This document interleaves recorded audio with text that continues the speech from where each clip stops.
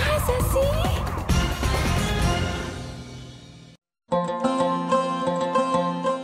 Assalamualaikum. Hai Agasaki. Wah, pasti masih semangat dong buat puasa. Dijamin deh bakal makin semangat kalau nonton info-info Masasi. Ya iyalah. Oke, pertama saya ajak ya Agasaki buat jalan-jalan biar nggak bosen. Nah, kita keliling yuk melihat peradaban Islam di dunia.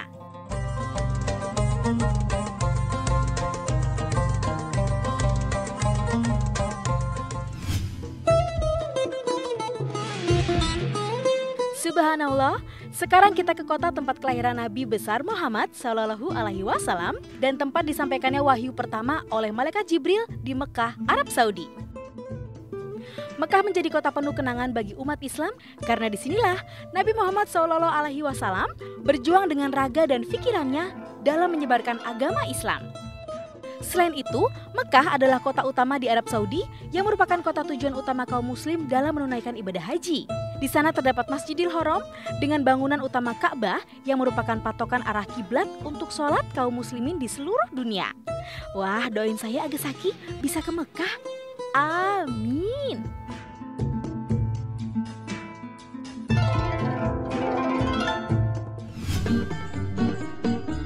Gak jauh dari Mekah, kita bisa ke Madinah. Kota yang bernama Yasrib ini merupakan tempat berlabuh Nabi Muhammad SAW bersama pengikutnya ketika dahulu terusir dari Mekah.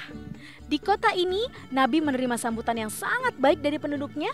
Mereka bersedia menjadi pelindung Nabi dan kaum muslimin dari segala keburukan orang-orang Quraisy kala itu.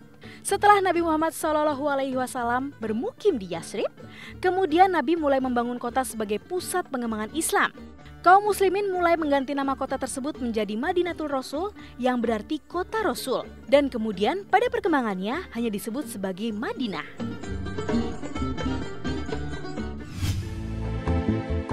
Dari Arab Saudi sekarang kita ke Mesir yuk. Tepatnya di Kairo, ibu kota Mesir. Islam pertama kali masuk Mesir pada masa Khalifah Umar bin Khattab tahun 639 Masehi. Kota Kairo sendiri dibangun oleh dinasti Fatimiyah, keturunan Ali bin Abi Thalib yang melepaskan diri dari kekuasaan Abbasiyah di Baghdad. Kalau berbicara tentang Mesir, Agasaki tentunya ingat universitas Islam tertua di dunia, yaitu Universitas Al-Azhar, ya kan? Ya, disinilah letaknya Universitas Al-Azhar. Ternyata cikal bakal universitas ini berawal dari nama sebuah masjid besar yang dibangun pada dinasti Fatimiyah di dataran tepi sungai Nil yang diberi nama Al-Azhar. Tapi pada perkembangannya, masjid ini bukan hanya dijadikan pusat ibadah, namun juga dijadikan sebagai tempat penyebaran ilmu pengetahuan.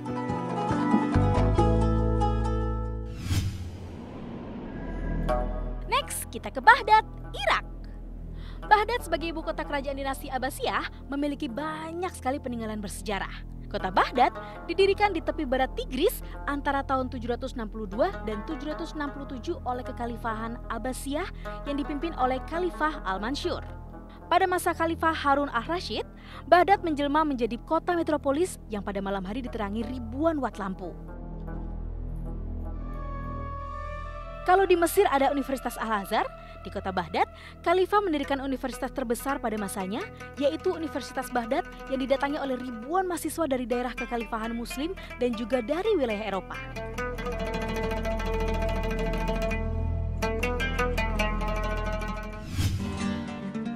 Dari Baghdad kita jalan-jalan ke Cordoba, yaitu sebuah kota di Spanyol yang pernah menjadi tanda kebesaran Islam di benua biru. Pada tahun 711 Masehi atau 93 Hijriah, Panglima Perang Islam bernama Torik bin Jisad berhasil mendarat di dataran Spanyol yang mereka sebut sebagai Andalusia. Pada masa pemerintahan Hisham, putra Abdurrahman Ad-Dakhili banyak dilakukan pembaharuan di kota Cordoba, yaitu menjadikan bahasa Arab sebagai bahasa pengetahuan sehingga hampir semua orang di Andalusia pada saat itu bisa berbicara Arab. Dan peninggalan Hisham yang paling fenomenal adalah Masjid Al-Hamra yang dibangun di pusat kota Cordoba. Masjid ini merupakan bangunan tercantik di zamannya.